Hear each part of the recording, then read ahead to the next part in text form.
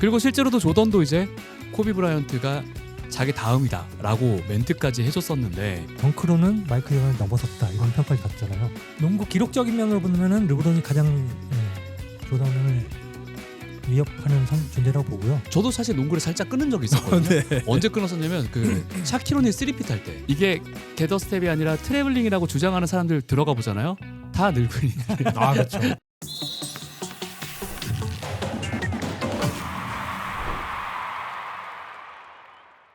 안녕하십니까. NBAC를 아주 맛있게 구워드리는 느바비큐, 저는 진행의 이봉호입니다. 오늘도 함께 이야기 나누실 세 분 소개해드리도록 하겠습니다. 연기령 인사하시죠. 안녕하세요, 최영길입니다. 네, 그리고 나는 솔로 낯설 사계에서 활약을 멋지게 해주셨던 분들입니다. 14기 상철님 인사하시죠. 안녕하십니까. 14기 상철입니다. 네. 본명을 말씀하시려다가 네. 쓱 피해가셨고요. 미스터 킴님 인사하시죠. 네, 안녕하세요. 저는 나솔 사계 2번 출연한 미스터 킴입니다. 안녕하세요. 네, 반갑습니다. 사실 아까 뭐 저희가 이제 1부, 2부 또 진행을 했고 지금 세 번째 시간인데 너무 옛날 얘기만 해서 그런데 미스터 킴님께서는 요즘에도 농구를 보시잖아요. 네, 뭐 옛날만큼은 네. 아니지만 그래도 그 요즘에 응원하는 팀이 있다면? 요즘 같은 경우는 전 역시 골든 스테이트가 그래도 네 지금 뭐 가장 핫한 팀이고 아직도 또 이제 농구의 트렌드를 바꾼 선수가 뛰고 있고 그러다 보니까 요즘 농구를 다시 볼 때도 이제 아무래도 잠깐 관심이 끊어졌다 요즘 농구를 다시 볼 때도 이제 그 커리어 활약 때문에 다시 보게 된 것도 크거든요. 네. 그러다 보니까 아무래도 골든 스테이트 워리어스. 네. 네, 점점 이렇게 표정이 어두워지실 만한 이유가 있죠. 요즘에 조금 아쉬워가지고 팀이. 상철님께서는? 저는 사실 뭐 르브론의 팬이라서 레이커스 경기는 뭐 하이라이트라도 다 챙겨 보지만 요즘 들어서 사실 이 팀의 농구가 재밌다 싶은 거는 사실 샌안토니오가 좀 재미있더라고요. 일단 뭐 웬바냐마를 네. 뿐만 아니고 네. 나머지 팀원들도 다 합이 잘 맞고 다 자기의 역할을 다 해주고 제 체감상은 요즘 제일 잘하는 팀은 약간 샌안토니오 느낌일 정도로 맞아요.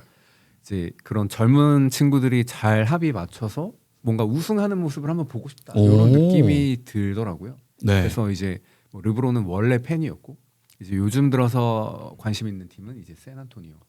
과거로 돌아가기 전에 그럼 두 분께 한번 여쭙고 싶습니다. 올 시즌 누가 어떤 팀이 우승할 것 같으십니까? 뭐 제가 생각했을 때는 뭐 작년 우승팀이었던 오클라호마가 사실 확률적으로는 높은 것 오. 같은데 오랜만에 리핏을 할 것이다. 근데 이제 확률적으로만 말씀드린 거고 정말 우승을 했으면 좋겠다라는 생각팀은 아까 말씀드린 대로 이제 샌안토니오. 샌안토니오 뭔가 새로운 인물이 나와서 NBA에 뭔가 부흥을 이끌었으면 좋겠고 네. 그다음에 아까 말씀드린 대로 뭔가 개인을 위해서 뛴다는 느낌보다는 샌안토니오의 모든 구성원들이 뭔가 팀이 이기기 위해서 뭔가 약간 희생도 하고 뭔가 허슬 플레이도 잘 하고 그런 느낌들을 보면서 옛날에 어떤 팀 덩컨이 있었던 스퍼스도 굉장히 네. 좋았지만 지금의 스퍼스는 뭔가 이제 또 다른 요즘 NBA에 그쵸. 재미를 주는 팀이라고 네. 생각합니다. 야, 확실히 농구를 실제로 하셔서 그런지 이 팀 워크에 대한 그렇죠. 그 마인드가 확실히 잡혀 있으신 것 같고 미스터 킴님은 혹시? 아 근데 저도 실제 우승 확률이나 이런 거 다 떠나서 저도 진짜 그 요즘 그 웸비가 진짜 이제 대세의 차세대 유망주지 않습니까? 그 선수가 한번 정말 이제 한 획을 긋는 걸 보고 싶어요.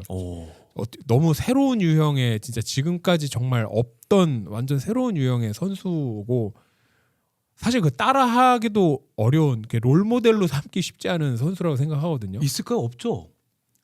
랄프 랄프 샌슨? 뭐 근데 그때랑 메타가 달라서 랄프 샌슨 3점 안 던졌어요. 그러니까요. 네, 네. 그러니까 아예 그 진짜 어떻게 보면 신인류에 가까운 그 선수가 저는 정점을 어린 나이에 찍고 앞으로 이제 탄탄대로를 걷는 게 좀 보고 싶어서 저도 샌안토니오가 한번 우승해봤으면 좋겠습니다. 재밌는 얘기 한번 또 해봤고요. 이제 본격적으로 오늘의 이야기로 들어가면 제가 이제 조던 시리즈로 쭉 이어오고 있습니다.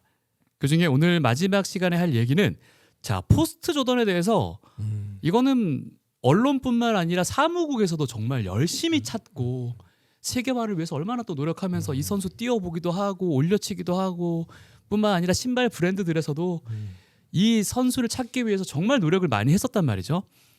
있을까에 대한 이야기도 저희가 한번 해볼 거고요. 과연 그렇다면 포스트 조던 누구인가 요 얘기를 한번 해볼 텐데 연기령 가장 먼저 포스트 조던으로 각광받았던 선수가 누가 있을까? 사실 이건 조던 뛸 때도 나왔던 얘기잖아요. 그렇죠. 그렇죠. 네. 포스트 조던 네. 뭐 좀 덩크 잘하고 뭐 이런 애들이 나오면 다 좀 뭐 아. 그런 얘기를 많이 들었었죠. 네.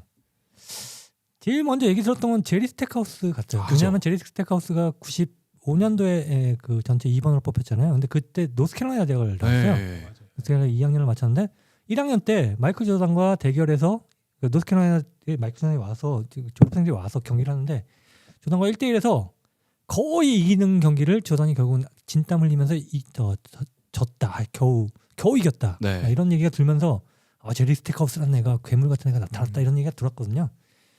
신장도 똑같고 맞아요. 포지션도 또 마이클 조던과 같은 대학을 나왔고 네. 드래프트 2번으로 뽑혔고 1번이 아니었다는 거 이런 것만 보더라도 얘가 뭔가 있는 게 아닐까 이런 생각을 했었죠. 그죠.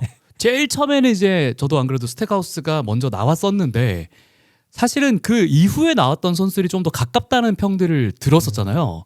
상선님께서는 가장 먼저 떠오르는 사람이 누가 사실 있을까요? 뭐 그런 얘기가 나왔던 선수들이 너무 많은데 너무 많죠. 뭐 저는 이제 처음 아까 말씀하신 뭐 하드웨이도 네. 있고 그 다음에 제가 생각했던 건 사실 트레이시 맥글레디도 있고 오. 근데 너무 뭔가 이제 임팩트는 있었지만 네. 플레이 타임도 있고 그런데 사실 전체적인 큰 커리어가 음. 별로 없었고 음.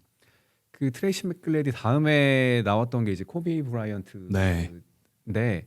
코비 브라이언트가 그나마 어떤 시즌도 길게 가고 우승도 많이 하고 뭔가 플레이도 조던하고 비슷하게 점퍼나 돌파 위주로 많이 하면서 했었지만 사실 뭔가 그 조던의 아우라나 네. 어떤 그런 능력치로 우승을 했다기보다는 레이커스라는 팀이 워낙 강팀이고 뭐 좋은 선수들도 워낙 많았고 그래서 약간은 비교하기에는 좀 아쉽다.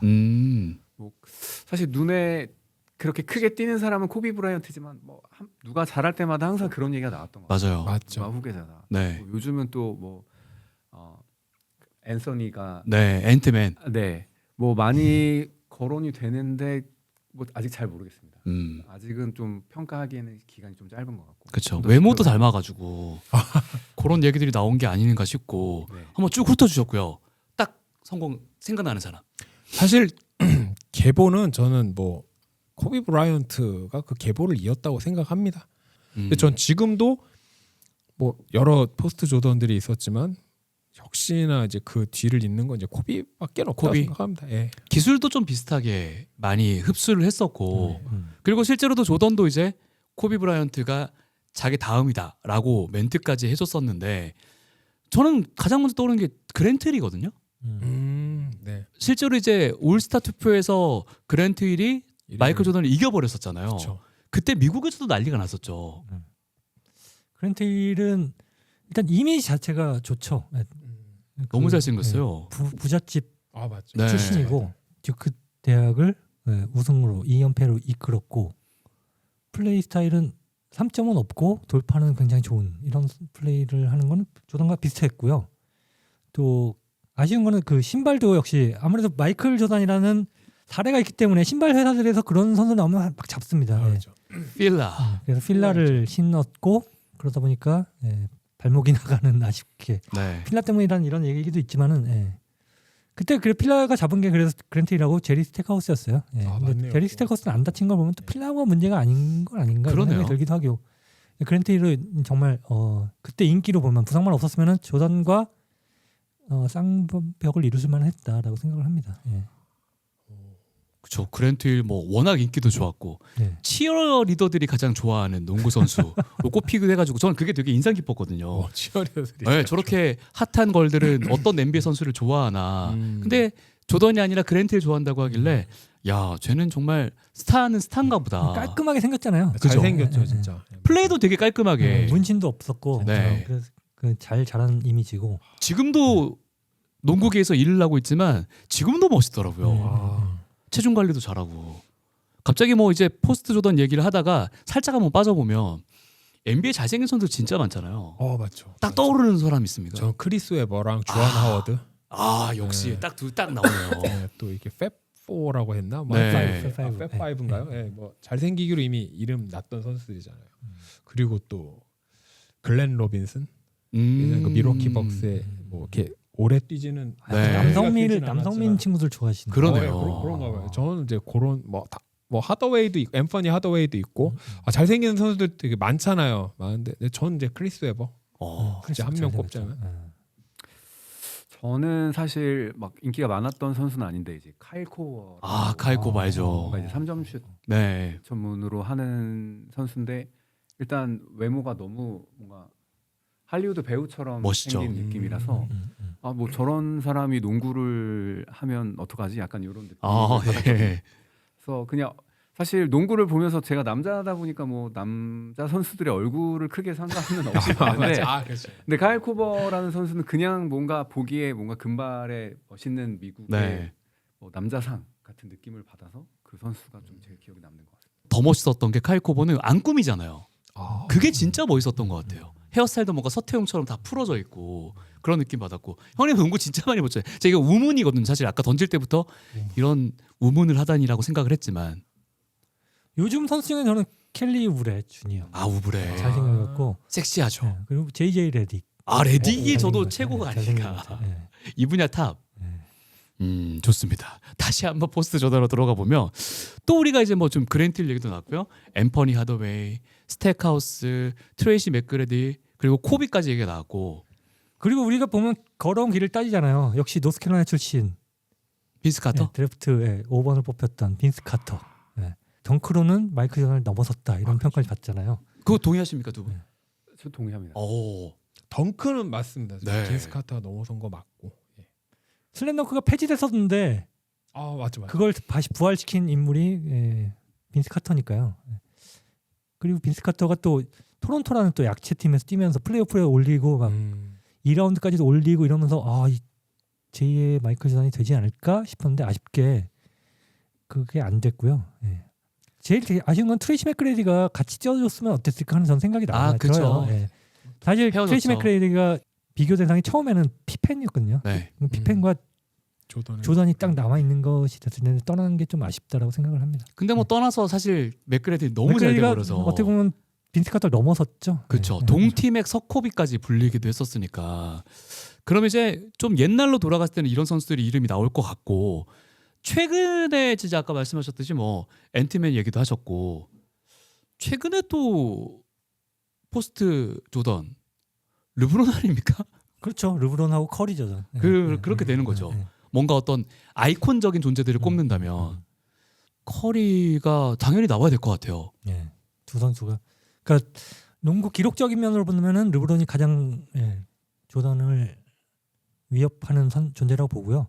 인기도 측면에서 본다면 커리라고 생각을 합니다. 왜냐하면은 조던이 은퇴한 다음에 우리가 계속 넥스트 조던, 뭐 포스트 조던을 찾은 이유는 농구 인기가 없어지고 있었기 때문이에요. 예. 뭐 평균 득점 90점 막 찍고 이러니까 재미도 없다, 막 이런 얘기 나오고 조던 보던 사람들이 서서히 농구를 안 보기 시작하고 이러니까 위기다 했는데 그걸 다시 끌어올린 게 저는 커리라고 생각을 합니다. 네. 네, 커리가 나와서 지금 여자 팬들도 많아졌고 전 세계에서 지금 메이저리그를 넘어섰다 이런 얘기를 들을 수 있는 거는 커리 때문이라고 보거든요. 토의하는 거 봤습니다.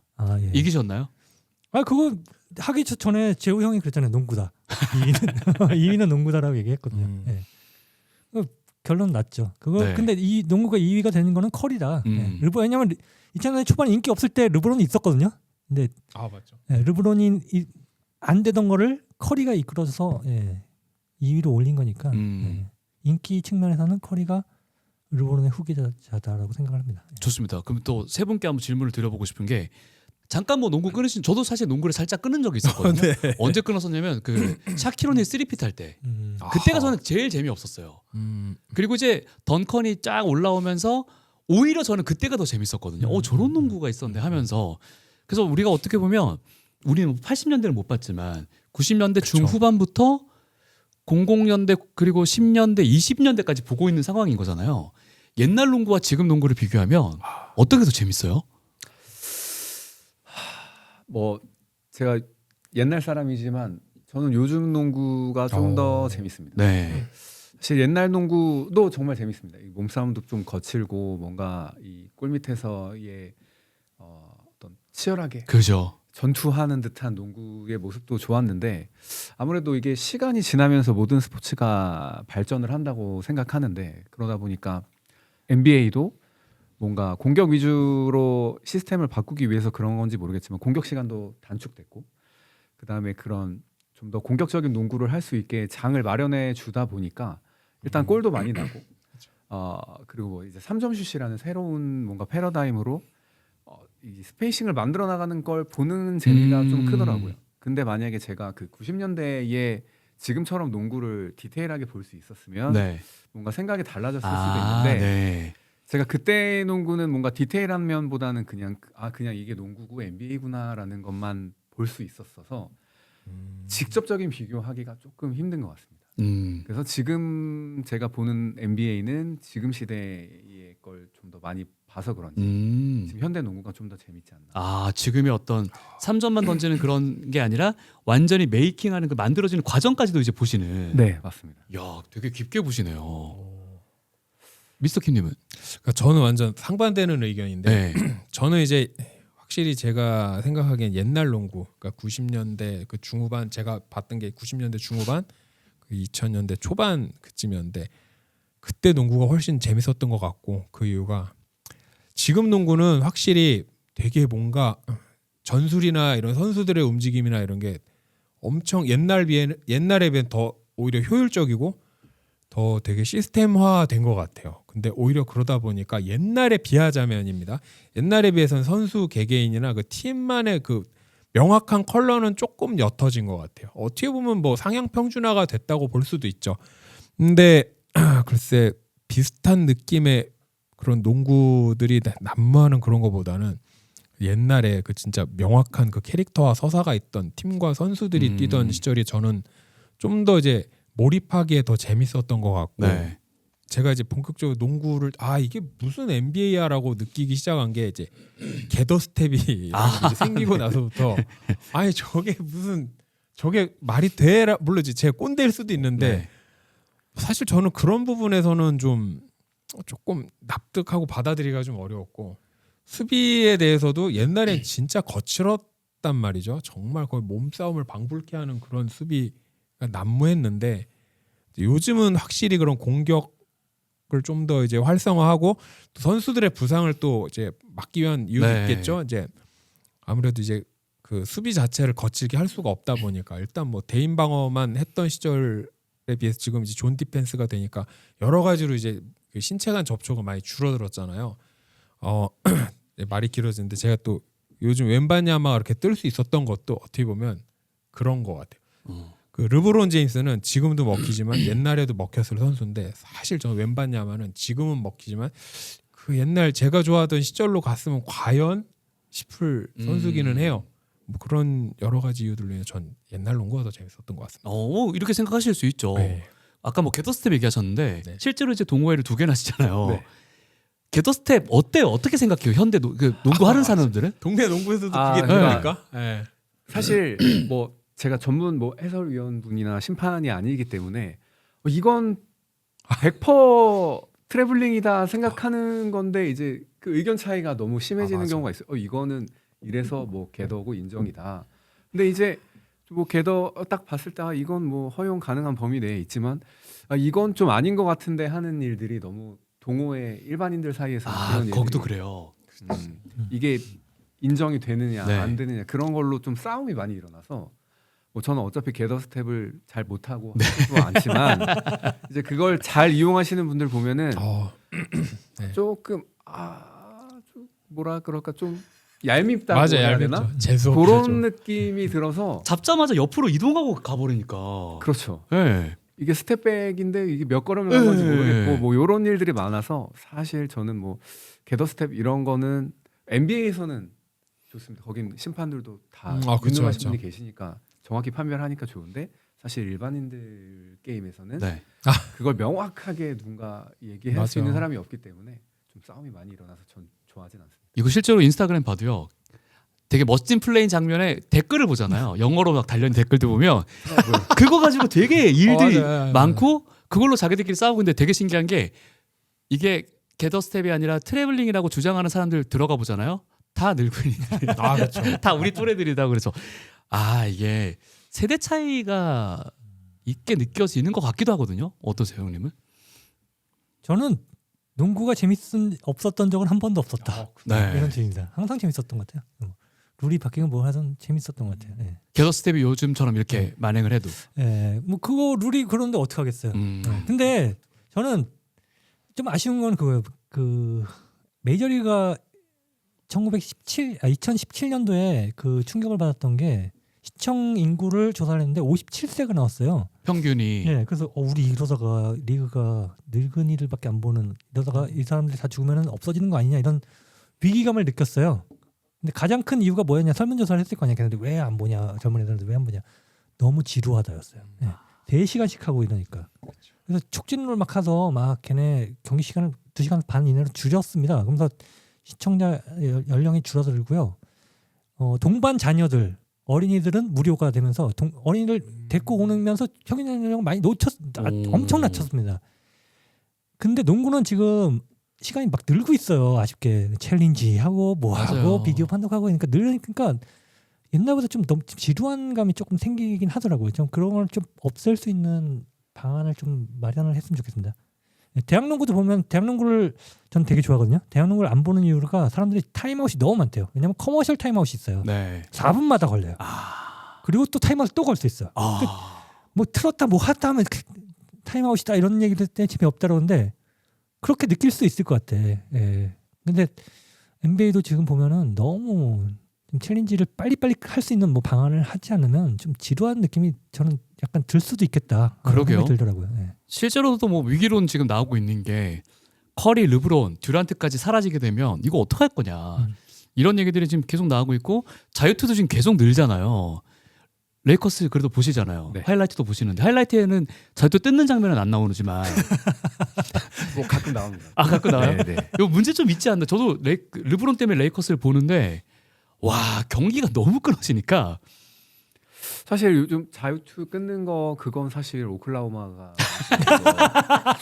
뭐 레이커스보다 한 수 위인 것 같고, 사실 그래서 오클라호마가 우승을 하고 정말 잘하는 팀이지만 인기가 좀 없지 않나. 근데 그게 농구를 보는 사람으로 하여금 사실 뭔가 재밌으면서 잘하면 아주 베스트인데 재미가 없이 잘하는 거는 인기가 없어질 만한 요소라고 생각하거든요. 오클라호마 농구 재미없다. 네. 오. 네, 저는 뭐 개인적인 호불호가 있지만 네. 저는 이제 뭐 그렇게 뭐 좋아하는 스타일의 농구는 아니라서 네. 그렇죠. 그렇죠. 그럴 수 있죠. 그래서 자유투를 뜯어내는 기술, 그것 때문에 옛날에 뭐 하든도 그것 뭐 이제 이렇게 그렇죠. 뭐 그런 룰들이 많이 바뀌고 했는데 앞으로도 조금 좀 개선을 해서 자유투를 너무 뜯어내는 것들을 방지를 하지 않으면은 앞으로 시간은 계속 늘어날 거고 네. 그걸 연습하는 사람들도 분명히 선수들도 늘어날 수 있어요. 왜냐하면 이기기 위해서. 그렇죠. 그렇다 보니까 그걸 방지하는 어떤 제도가 있지 않으면은 그렇게 메이저리그처럼 시간이 늘어나면서 연령층이 좀 높아질 수 있다. 그런 우려가 좀 있습니다. 그런 말이 있더라고요. 정책 위에 대책 있다는 말이 있던데 네. 룰이 뭐 이렇게 바뀌고 저렇게 바뀌어도 결국은 또 그 빈틈을 이제 또 파고 들어서 뭐 좋게 말하면 영리한 거고 나쁘게 말하면 이렇게 야근 플레이를 하는 선수나 팀들은 계속 나올 거예요. 그래서 이제 뭐 꼭 룰을 바꾼다고 해서 뭐 그게 능사는 아닌 것 같고, 사실 아까도 말했지만 그 게더 스텝 이것도 결국은 좀 더 공격적이고 좀 더 템포 빠른 농구를 만들기 위해서 분명 나온 걸 텐데 이제 그거를 이제 너무 과하게 악용하거나 뭐 심판이 그걸 너무 재량적으로 많이 넘어가 주다 보니까 이제 결국은 저건 아닌데 싶은 그런 오히려 안티스러운 그 여론도 나오는 거잖아요. 그러니까 사실 그게 꼭 룰만의 문제라기보다 요즘 팀들은 확실히 이게 하이라이트나 이런 것만 봐도 우승을 좀 더 빠르고 더 편하게 더 정확히 하기 위한 전술과 플레이를 한다고 느꼈어요. 물론 옛날에도 그랬겠죠. 뭐 사실 모든 스포츠의 본질의 목적은 우승이고 그쵸. 승리잖아요. 근데 요즘은 확실히 좀 더 그거를 어떤 길로 가든 무슨 방법을 쓰든 최대한 빨리 정확히 그것만을 오로지 위에 가려는 플레이나 전술을 많이 쓰다 보니까 선수들의 개성도 옛날보다 조금 줄은 것 같고 팀 간의 컬러도 옛날보다 조금 더 좀 희미해지지 않았나 뭐 그런 생각이 듭니다. 네. 그리고 하나 더 얘기하자면 제가 최근에 다시 읽고 있는 책이 있는데 이게 90년대 얘기예요. 근데 거기서 그 나오는 얘기가 94년도에 그 메이저리그가 파업을 해요. 근데 메이저리그가 되게 위기에 빠졌고 NBA가 올라오는 계기가 됩니다. 근데 거기서 했던 얘기가 그거예요. 메이저리그와 NBA가 인기가 뒤집히는 이유 중에 하나는 메이저리그 예를 봐라. LA 다저스 하면 떠오르는 선수 있어? 없어. 뭐 양키스 하면 떠오르는 선수 있어? 없어. 근데 메이저리그는 그런데 NBA 봐라.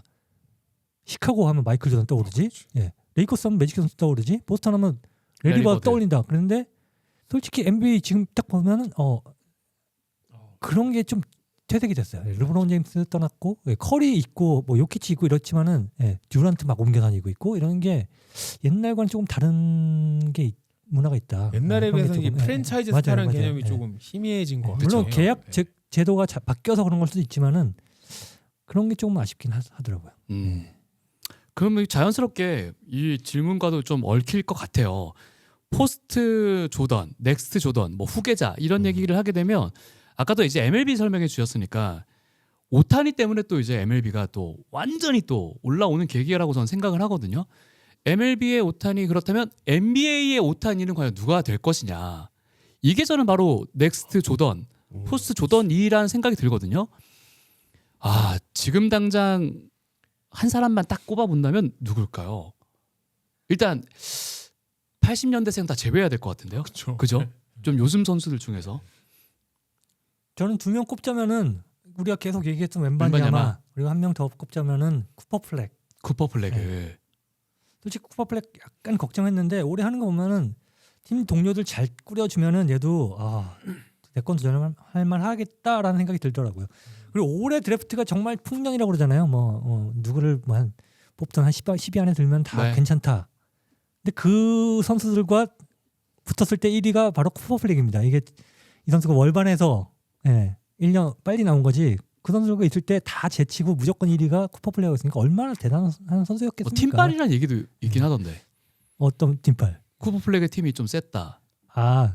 몬트버드가 강팀은 맞았어요. 근데 그 2학년 때 전학을 갔잖아요. 그러니까 그 미국 그 플로리다 4년제였 고등학교가. 그러니까 2학년 갔으면 우리나라였으면 1학년이죠. 1학년 때부터 에이스였어요. 눈에 제일 띄었어요. 그러니까 왜냐하면 대학 농구를 제가 보니까 들어온 선수들, 몬트버드 출신 선수를 보려고 미드를 봤는데 2학년에 엄청 잘하는 애가 있는 거예요. 이게 뭐야? 근데 쿠퍼 플레이였어요. 그러니까 거기서 NBA 들어오는 애들이 많은데 그때도 이미 최고였어요. 2학년 때부터. 그러니까 얘는 물건이다. 생각합니다. 팀빨이 아니라 몬트버드가 그런 그 많은 NBA 선수 올해만 해도 5명 들어왔잖아요. 그 5명 중에 제일 잘하는 애가 쿠퍼 플레이였으니까 뭐 말이 안 되는 선수죠. NBA에서도 그러면 그 두 선수를 좀 밀어주기 위한 작업들이 펼쳐지긴 하겠네요. 그렇겠죠. 만들어야 되니까. 네.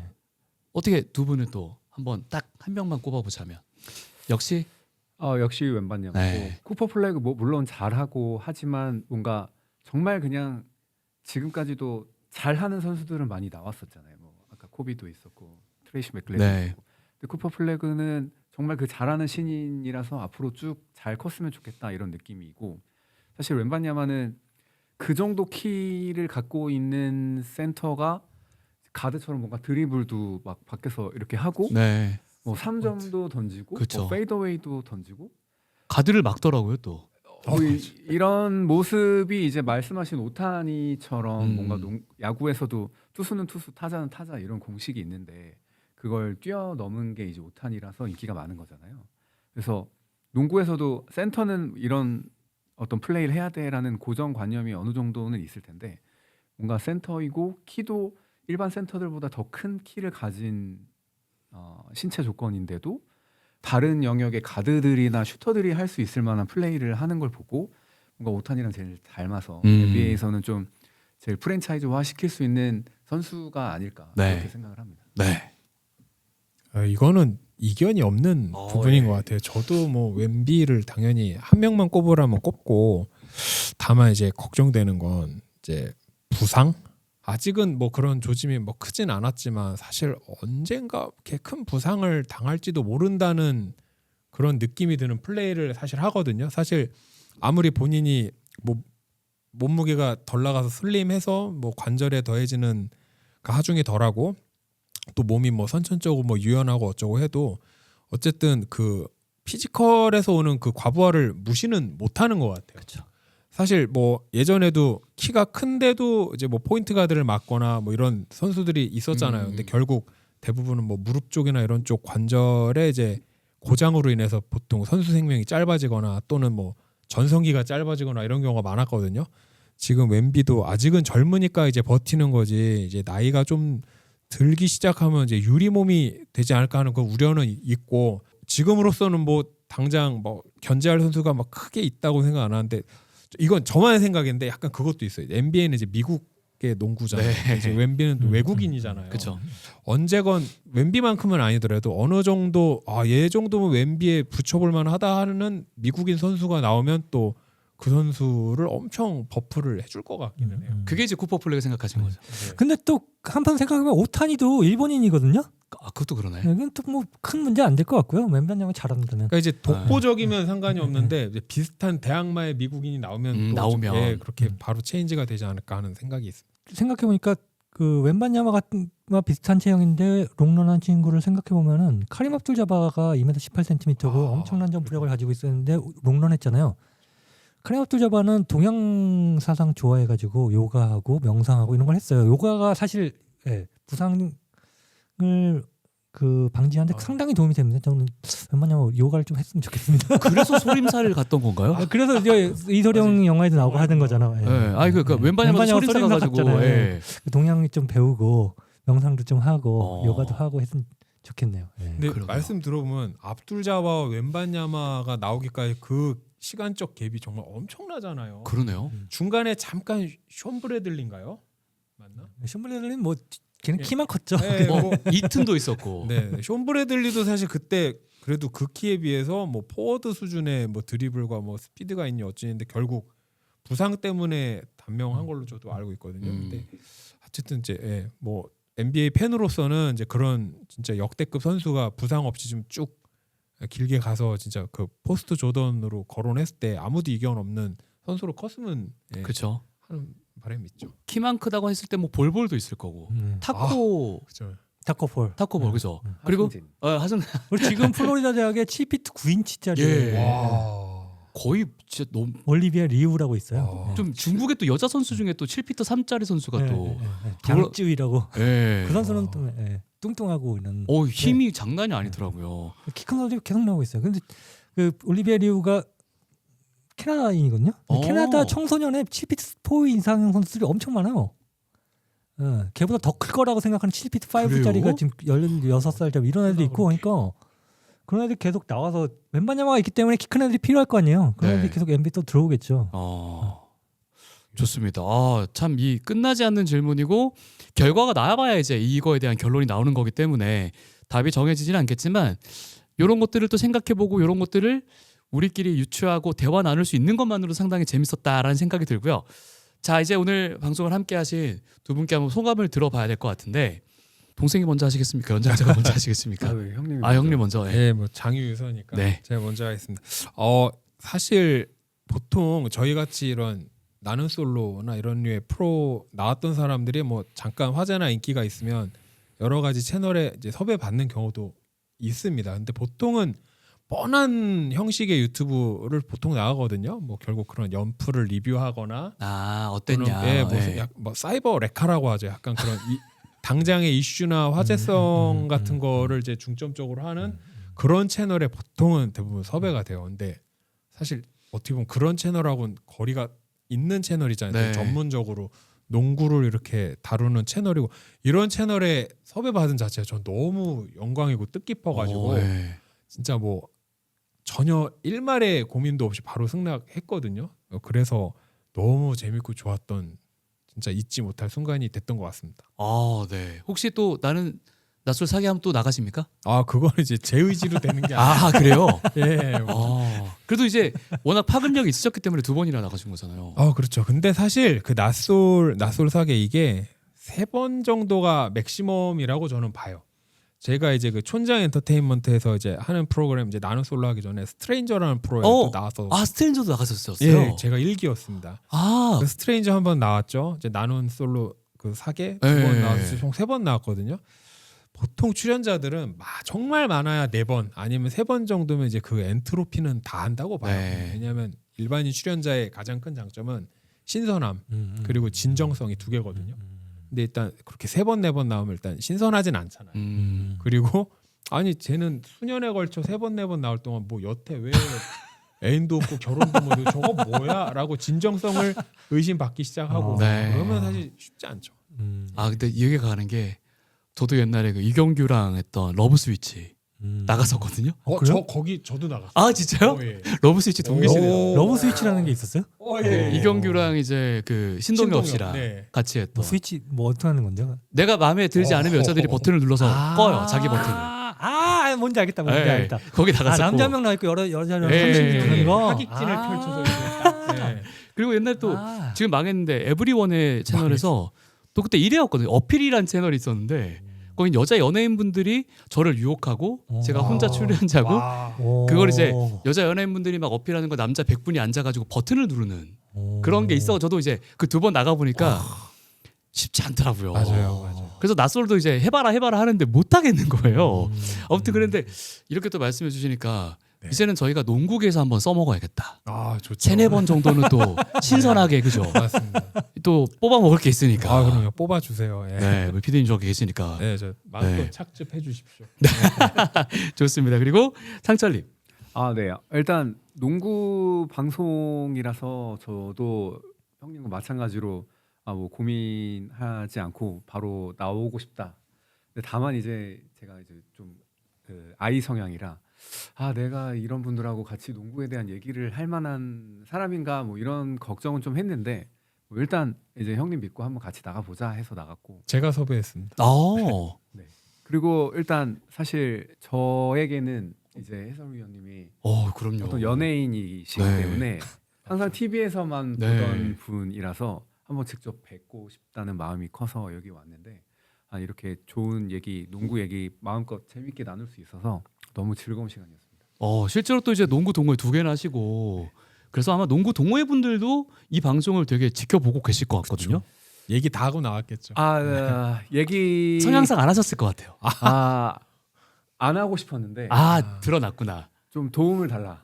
예. 내가 도대체 가서 무슨 얘기를 내가 할 수 있을까? 뭐 이런 거에 대한 얘기를 했는데 사실 별 의견이 없었습니다. 그냥 나가서 알아서 잘하고 와라 뭐 이런 의견들이 많았는데 네. 그래서 뭐 동호회 분들도 당연히 여기를 보고 저희를 보겠지만 그것보다도 제 자체가 여기 이렇게 뭣도 아닌 일반인 사람이 이런 채널에 나올 수 있어서 참 영광이었고요. 이렇게 농구 얘기 재밌게 할 수 있어서 너무 즐거웠습니다. 아닙니다. 진짜 2분 덕분에 너무 풍성하게 이야기가 잘 채워진 것 같아서 너무너무 좋았습니다. 형님 좋았죠? 네, 사실 80년대, 90년대 90년대 농구 얘기할 친구들이 별로 없어요. 없어요. 우리 패널들도 네. 맞죠. 생각보다 젊어요. 네.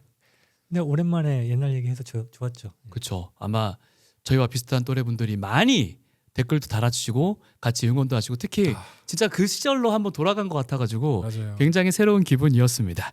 자, 재밌으셨다면 좋아요도 구독도 하이프 버튼도 꼭 눌러주시길 바라겠습니다. 다음에는 또 다른 시선으로 NBA를 아주 맛있게 풀어드릴 테니까 끝까지 많이 사랑해 주시기 바랍니다. 농구는 구워야 제맛이죠. 지금까지 느바비큐였습니다. 고맙습니다.